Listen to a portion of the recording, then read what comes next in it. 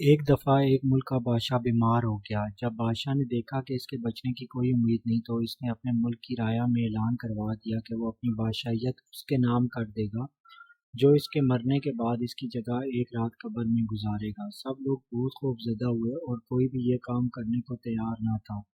اس دوران ایک کمار جس نے ساری زندگی کچھ جمع نہیں کیا تھا، اس کے پاس سوائے ایک گدھے کے کچھ نہ تھا۔ اس نے سوچا کہ اگر وہ ایسا کرے گا تو وہ بادشاہ بن سکتا ہے، اور حساب کتاب میں کیا جواب دینا پڑے گا، اس کے پاس تھا ہی کیا ایک سوائے گدھے کے، اور بس۔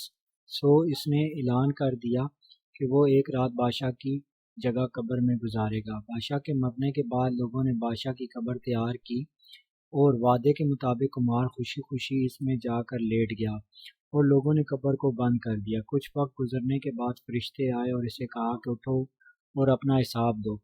اس نے کہا، بھائی حساب کس چیز کا، میرے پاس تو ساری زندگی تھا ہی کچھ نہیں سوائے ایک گدھے کے۔ فرشتے اس کا جواب سن کر جانے لگے، لیکن پھر ایک دم رکے اور بولے، ذرا اس کا اعمال نامہ کھول کر دیکھیں، اس میں کیا ہے۔ بس پھر کیا تھا؟ سب سے پہلے انہوں نے پوچھا کہ ہاں بھائی، فلاں فلاں دن تم نے گدھے کو ایک دن بھوکا رکھا؟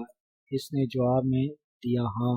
فوری طور پر حکم ہوا کہ اس کو 100 کوڑے مارے جائیں۔ اس کی خوب دھلائی شروع ہوگی۔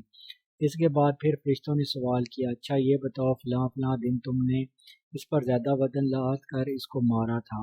اس نے کہا ہاں۔ پھر حکم ہوا کہ اس کو 200 کوڑے مارے جائیں۔ پھر مار پڑنا شروع ہو گئی، ہر صبح تک اس کو مار پڑتی رہی۔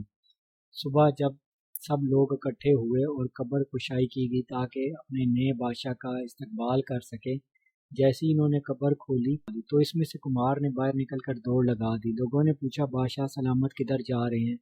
تو اس نے جواب دیا، بھائیو، پوری رات میں ایک گدھے کا حساب نہیں دے سکا تو پوری رعایا اور مملکت کا حساب کون دیتا پھرے؟